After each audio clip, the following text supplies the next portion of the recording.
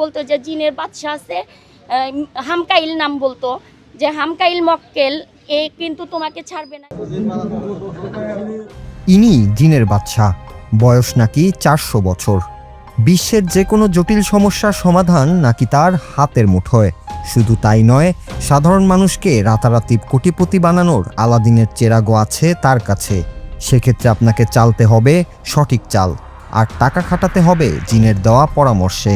এমন সব অবিশ্বাস্য ও রুদ্ধশ্বাস প্রতারণার ফাঁদ পেতে সাধারণ মানুষের লাখ লাখ টাকা হাতিয়ে নিয়েছে কথিত এই জিনের বাদশা। অবশেষে সামাজিক যোগাযোগ মাধ্যম কাঁপানো এই 400 বছর বয়সী জিনের বাদশার শেষ রক্ষা হলো না, ধরা পড়লেন পুলিশের জালে। আলোড়ন সৃষ্টিকারী এই ঘটনাটি ঘটেছে সিরাজগঞ্জে। যাকে দেখে 400 বছর বয়সী অলৌকিক ক্ষমতার অধিকারী মনে হচ্ছিল, পুলিশের খাঁচায় বন্দী হতেই বেরিয়ে এলো তার আসল রূপ। সে আসলে কোনো জিনের বাদশা নয়, বরং 33 বছর বয়সী এক মহাপ্রতারক, যার আসল নাম আব্দুল হামিদ। সিরাজগঞ্জের সলঙ্গা থানার বনবাড়িয়া গ্রাম থেকে সোমবার রাতে জেলা পুলিশ তাকে গ্রেফতার করে। মঙ্গলবার দুপুরে এক সংবাদ সম্মেলনে সিরাজগঞ্জের অতিরিক্ত পুলিশ সুপার নাজরান রফ জানান, এই কথিত জিনের বাদশা মূলত টেলিগ্রাম ও ফেসবুকের মতো সামাজিক যোগাযোগ মাধ্যমে ভুয়া আইডি খুলে মানুষের সাথে প্রতারণা করে আসছিল। কখনো লোভনীয় অফার, কখনো অলৌকিক ক্ষমতার দাপট, আবার কখনো বা ভয়ানক সব ভয়ভীতি দেখিয়ে সাধারণ মানুষকে নিজের পাতা ফাঁদে ফেলতো এই হামিদ। আজ 25 তারিখ থেকে আজকে এই তারিখ পর্যন্ত রাস্তায় রাস্তায় ঘুরতেছি। আমি আইনের সাহায্য নিয়েছি, এবং আইনের সাহায্য নিয়েছি আরেকটা ভয়ে। উনি আমাকে বিভিন্ন নাম্বার থেকে ফোন দিয়ে জিনের ভয় দেখাইতো, বলতো যে জিনের বাদশা আছে, হামকাইল নাম বলতো, যে হামকাইল মক্কেল এ কিন্তু তোমাকে ছাড়বে না। সেই জন্য আমি ভয়ে কিছুদিন থেমেছিলাম। তারপরে আমি এখানে এসে অভিযোগ দেই।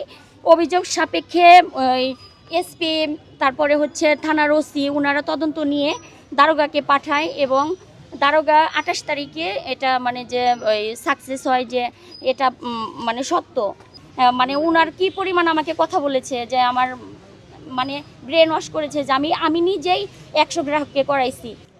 তখন আমি ওখানে যাই, ওনাকে বাসাতে পাওয়ার পর তখন বলে যে হ্যাঁ আমি অ্যাপস খুলেছিলাম, আমি টাকাও নিয়েছি, কিন্তু এই টাকাটা আমার অ্যাপসটা বন্ধ হয়। বললাম যে আপনি যে টাকাটা নিছেন কোন সূত্রে নিছেন? তখন বললো যে না, আমি এই মাধ্যমে যে প্রথমে আমি টাকা দেই 1000 সপ্তাহে আমি 400 টাকা দিই। এইভাবে প্রথমে আমি টাকা 2, 4, 5 লক্ষ 10 লক্ষ টাকা ছড়িয়ে দিই। দেওয়ার পর ডিজিটাল যুগের এই জিনের বাদশা কিন্তু কম চালাক নয়।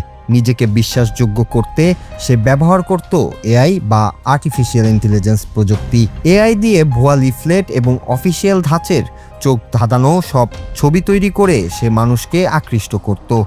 এরপর ইকোভোল্ট নামের একটি কথিত সোলার প্যানেল অ্যাপসে বিনিয়োগ করলে অল্প সময়ে কোটিপতি হওয়া যাবে বলে প্রচার চালায়। তার এই চটকদার কথায় বিশ্বাস করে কান্দাপাড়া গ্রামের মমতাজ বেগম নামের এক নারীর মাধ্যমে প্রায় 100 গ্রাহক ওই অ্যাপে টাকা খাটায়। এভাবে 11 লাখ টাকা হাতিয়ে নেওয়ার পর অ্যাপটি অচল করে দেয় সে। এরপর আবার CEF নামের আরেকটি নতুন অ্যাপ এনে অধিক লাভের লোভ দেখিয়ে আরও 10 লাখ টাকা হাতিয়ে নেয়। সব মিলিয়ে শতাধিক মানুষের প্রায় 21 লাখ টাকা আত্মসাৎ করে এই ডিজিটাল জিনের বাদশা। উনি আমাদের সদর থানায় প্রায় 100 জনের কাছ থেকে সর্বমোট 21 লক্ষ টাকা বিভিন্ন প্রতারণা লিফলেট দিয়ে বা প্রতারণার বিভিন্ন অ্যাপস খুলে তাদের কাছ থেকে প্রতারণাপূর্বক এই 21 লক্ষ টাকা হাতিয়ে নিয়েছে।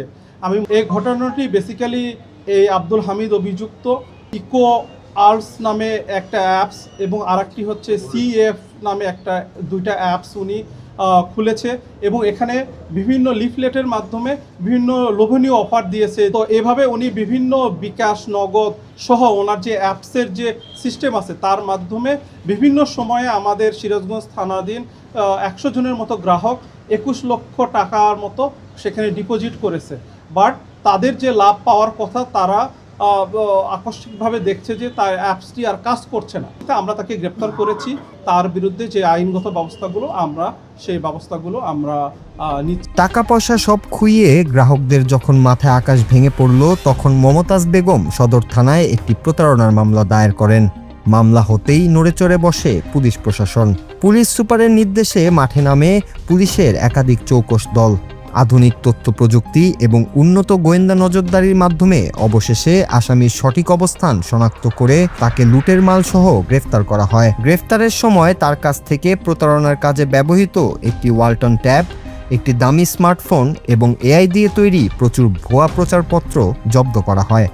পুলিশ জানিয়েছে এই চক্রের সাথে আর কেউ জড়িত আছে কিনা তা খতিয়ে দেখা হচ্ছে। রাতারাতি বড়লোক হওয়ার এই অন্ধমোহ আর ভুয়া অনলাইন অ্যাপের ফাঁদ যে মানুষের জীবন ধ্বংস করে দিতে পারে, সিরাজগঞ্জের এই জিনের বাদশার কাহিনী তারই এক জলজ্যান্ত প্রমাণ।